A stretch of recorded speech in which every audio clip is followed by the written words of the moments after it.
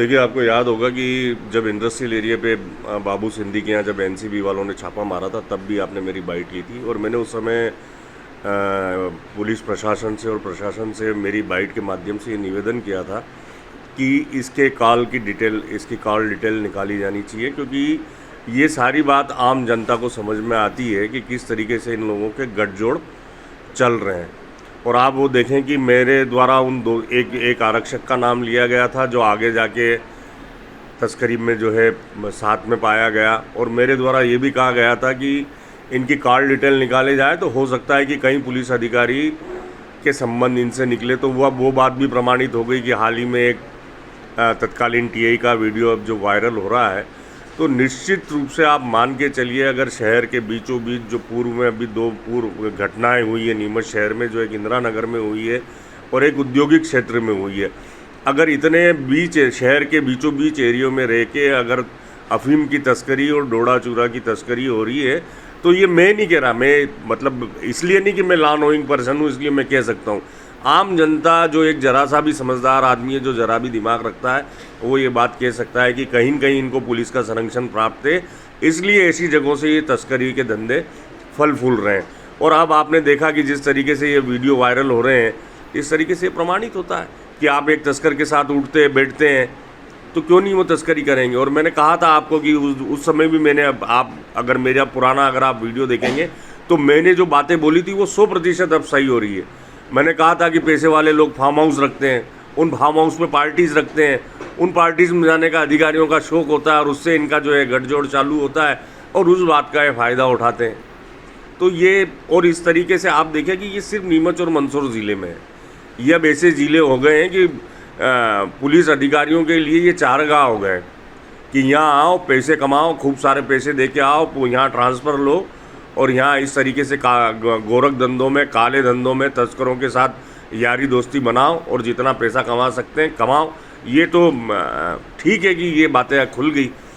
अगर इसका देखा जाए तो ये कितने पुराने समय से चल रहा होगा। और मैं बार बार कह रहा हूँ कि अभी भी, जैसे कल भी मैंने कार्रवाई देखी कि पुलिस ने एक तस्कर के घर पे दबिश दी और वो बंदूक ढूंढने के लिए। मेरा ये कहना है कि आप जो इसके ठिकाने हैं, इस ठिकाने की आप पिछले 6 महीने की सारी लोकेशन निकल रही है। आप इसकी टावर की लोकेशन से, आजकल क्या हाईटेक मोबाइल हो गए, मोबाइल से पता नहीं चलता। आजकल सब रईस लोग एप्पल जैसे और बहुत मॉडर्न मोबाइल रखते हैं जिसमें से बहुत चीज़ें पकड़ में नहीं आती। लेकिन आप इनके ठीक, और मादक पदार्थ जब्त करती है उसके यहाँ आप देखिए, वो वीडियो में देखें तो वो सिर्फ तस्कर नज़र आ रहा है, उसके साथ सब पुलिस वाले नज़र आ रहे हैं। तो क्यों नहीं फलेंगे फूलेंगे। आप खुद, आपको पुलिस का इतना संरक्षण प्राप्त है कि आप पार्टी में उनको केक खिलाते हो, आपकी बंदूक से वो केक काटते हैं, आपकी जो बुलेट से उसका पट्टा वो उसमें रखता है और आप ताली पीटते हो और बोलते हो हैप्पी बर्थडे भाई। तो ऐसे भाई तो फलेंगे फूलेंगी, और इसलिए फल फूल रहे हैं क्योंकि आपके पुलिस वालों का संरक्षण प्राप्त था। और जिस एरिया में ये कर रहे थे उस एरिया की पुलिस ने आज दिनांक तक कोई कार्रवाई नहीं करी, इसलिए एनसीबी को। और ये तो एक है, मैं फिर कह रहा हूँ कि ये एक तस्कर पकड़ा में आया और ये एक मामला आया, ऐसे कई लोग हैं इनसे रिलेटेड लोग जो ये काम कर रहे हैं। और यही कारण है कि हर पुलिस अधिकारी इस नीमच ज़िले में आना चाहता है और आके इस तरीके के गठजोड़ करके साल 2 साल 4 साल में अच्छे तरीके से पैसा, क्योंकि यहाँ जनता बेचारी नीमच की सीधी है, समझती सब है लेकिन बोलना नहीं जानती है। अभी आप जाओ अगर यही बाइट लेने तो 2-4 लोग तो आपको बाइट ही नहीं देंगे। इसलिए नहीं देंगे कि भाई कौन पंगा लेगा, क्योंकि रैकेट इनके बहुत मजबूत है, इनके सोर्स बहुत मजबूत है, किसी को भी किसी भी तरीके का खतरा पैदा हो सकता है, इसलिए इनके खिलाफ कोई बोलता नहीं है। एक तो तस्कर के खिलाफ नहीं बोलते हैं और फिर पुलिस के खिलाफ कौन बोलेगा।